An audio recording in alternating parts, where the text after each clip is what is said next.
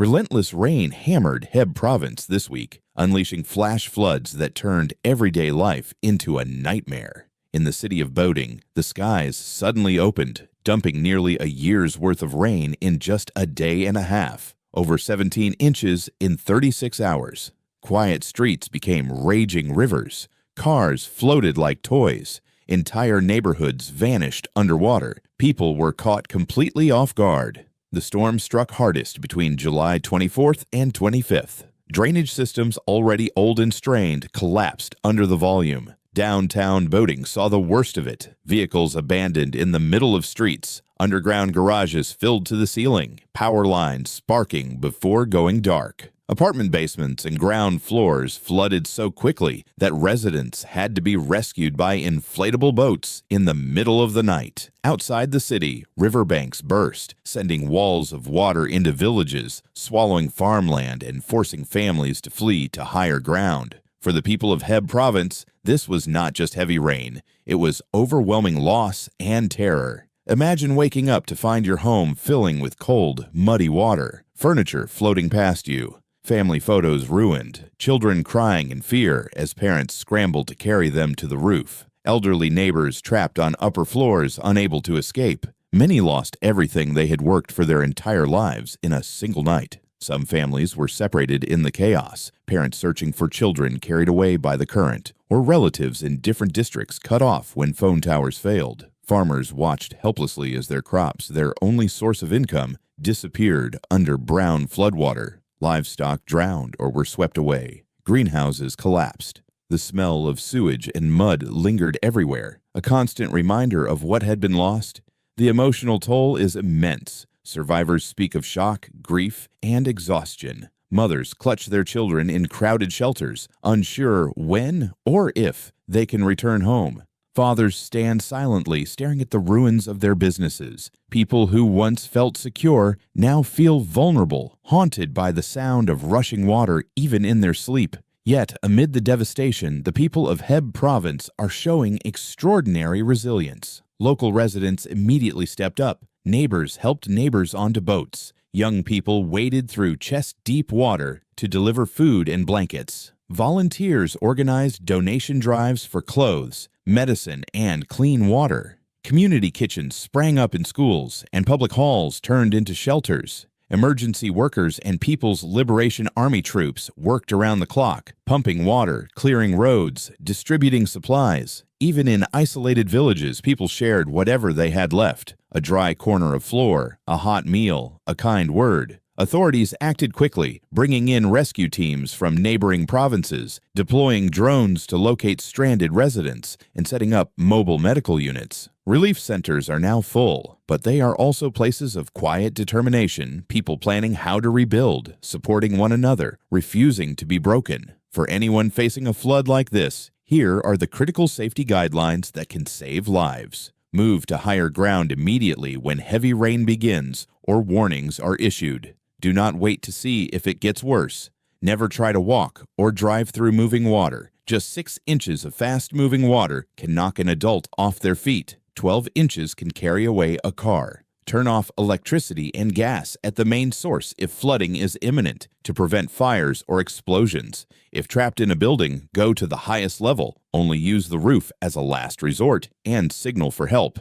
Avoid contact with floodwater. It is often contaminated with sewage, chemicals, and debris. Keep a battery-powered radio for updates and have an emergency kit ready. Water, non-perishable food, medicines, flashlight, and important documents in waterproof bags. After the water recedes, do not return home until authorities declare it safe. Watch for damaged roads, weakened structures, and contaminated water sources. Seek mental health support if needed. Disasters leave invisible wounds that are just as real. Meteorologists say the extreme rainfall came from a stalled monsoon system that parked itself over northern Hebei, pulling in wave after wave of warm, moist air. With more rain forecast, crews are racing to reinforce levees, clear drains, and monitor dams. Hillsides are saturated. One more heavy storm could trigger landslides or worse. Hebei Province is not alone. Extreme weather events are becoming more frequent and severe across many regions. The people here have already shown incredible strength in the face of disaster. Now the longer challenge begins, rebuilding homes, restoring livelihoods, and preparing for whatever comes next. With community spirit, government support, and smarter planning, better drainage, early warning systems, and stricter Lee. It wasn't just rain. It was nature losing its restraint. For days, the sky hung low and heavy. Then, without warning, it broke. Not gently, not slowly. It collapsed. Water poured down with a force no one was ready for. Streets turned into rivers. Homes became traps. Doors wouldn't open. Windows disappeared behind walls of muddy water. Children who once ran freely through quiet neighborhoods were suddenly lifted into the arms of terrified parents, their small fingers clinging to anything solid, their eyes wide with fear they didn't yet have words for. They didn't understand floods or monsoons. They only knew something was terribly wrong. Mothers weren't searching for furniture or money. They were calling out names, their children's names.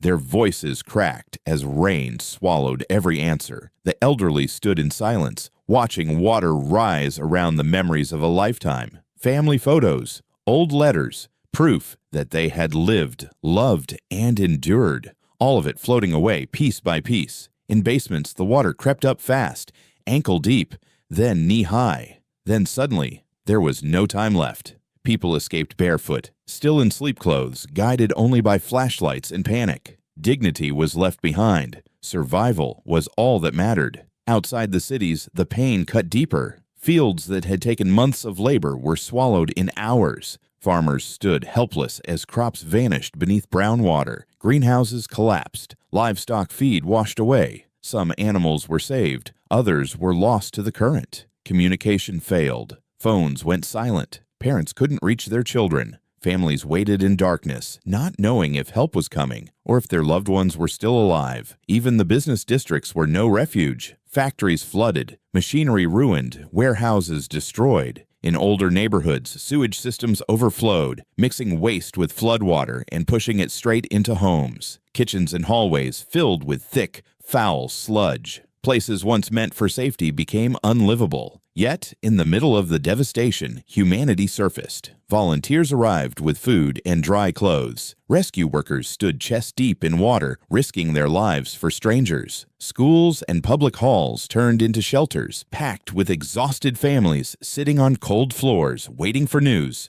waiting for hope. Thousands were evacuated, many left with nothing. No bags, no documents, just the clothes they were wearing and the weight of uncertainty. The danger isn't over. The ground is saturated. Rivers are swollen. One more storm could trigger landslides, dam failures, or another wave of destruction. This is no longer a rare disaster, it's a warning. Extreme weather is becoming more frequent, more violent, more unforgiving. And the question remains, how many more families must lose everything before the world truly listens? In China, children cried, the elderly bowed their heads, and ordinary people stood face to face with a force that shows no mercy.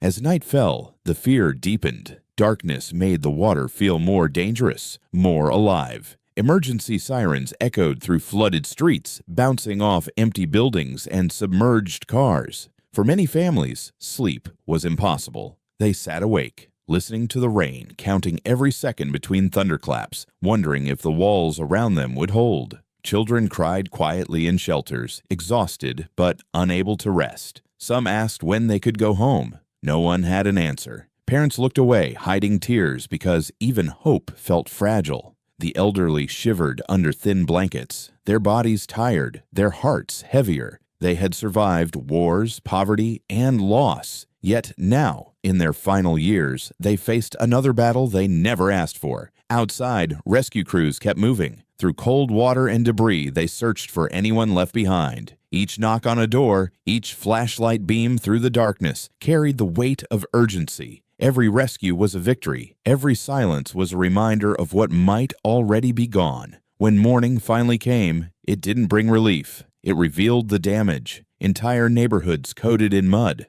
Homes split open, cars stacked like broken toys. The scale of destruction settled in slowly, painfully, and still, the rain threatened to return. This disaster will not be measured only in numbers or statistics. It will be remembered in the empty rooms, the lost photographs, the quiet meals eaten in shelters, and the long road back to something that feels like home. For the people of China, this flood was not just water. It was loss. It was fear. It was a reminder of how fragile life becomes when nature turns against us.